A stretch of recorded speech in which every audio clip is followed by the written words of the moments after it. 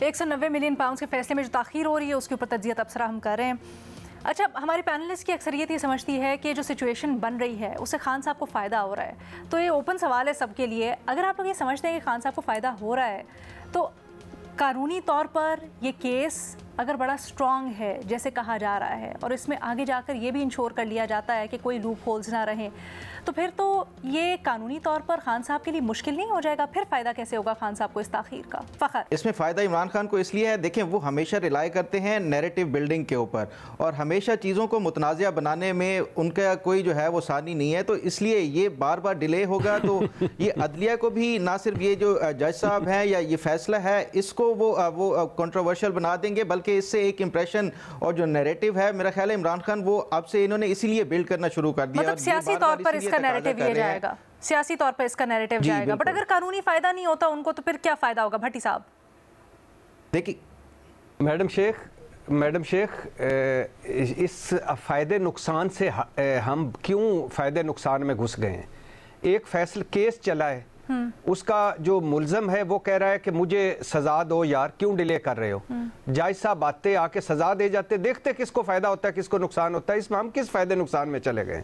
अगर हमने केसों के फायदे नुकसान में जाना है तो या सियासत से देखना है तो फिर तो आगे पॉलिटिकल केस है, पॉलिटिकल नहीं, एक सेकंड सॉरी सर, आइसोलेशन में नहीं देखा जा सकता ना, पॉलिटिकल केस है, पॉलिटिकल फॉल आउट या इम्पैक्ट तो होगा। महमल जी जी जी जी मैडम शेख, तो फिर तो ये पूरा है ही पॉलिटिकल, है ही गलत केस बनाया, गलत किया मैं तो फिर इस पे नहीं सर। अच्छा, वो एक अलग डिबेट है, वो एक अलग डिबेट है। मैं चाहूंगी कि उसके लिए हमारे पास कानूनी माहिर भी हों और फिर हम जरा लंबा सबको टाइम भी दें ताकि उसके ऊपर आगे हो सके सही तरीके से, लेकिन अभी उसमें नहीं जा रहे हम। महमल कुछ ऐड करना चाह रही हैं? जी देखिए अलीना, मैंने कहा कि वैसे तो जिस दिन फैसला आएगा हमें उसी दिन पता चलेगा, लेकिन वैसे जो आप बात कर रही हैं कि खान साहब को इसका जो है वो फायदा होगा, देखिए खान साहब को तो आपको याद है उस दिन उमर ने जो बात की कि 9 मई को वो यही सोच रहे थे कि इससे पीटीआई कैसे निकल सकती है या किस तरीके का बयानिया बने। तो बयानिया बनाना तो पीटीआई के ऊपर मेरे ख्याल में खत्म हो जाता है, वो तो हर चीज। लेकिन ये क्या आप समझते नहीं कि ये निज़ाम इंसाफ उनको अच्छा बयानिया दे रहा है?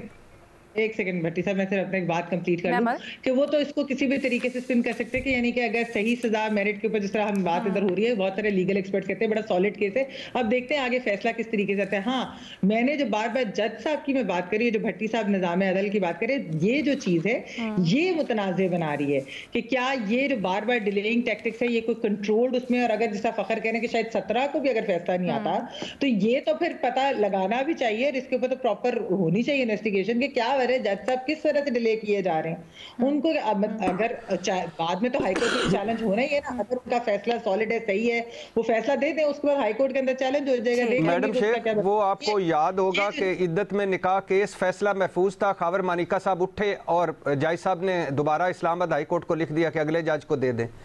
तो ये यहाँ तो कुछ भी हो सकता है मैडम शेख, सर कुछ तो भी हौसला रखें, तसल्ली रखें। नहीं सर, वो आप बिल्कुल सही कह रहे हैं, लेकिन मसला ये है कि जिस तरह से चीज़ें आगे चल रही हैं और आप लोग खासकर अगर सियासी अरीना में देखें तो खान साहब इस वक्त मुज़ाकरात की मेज़ पे तो बैठे हैं, लेकिन आगे मामलात किस तरह से चलने इसके ऊपर भी बड़ा सवालिया निशान है कि वो उनके हक में जा रहे हैं मामलात, वहाँ पर भी ये सब कुछ इंटरकनेक्टेड है और उनको नुकसान हो रहा है।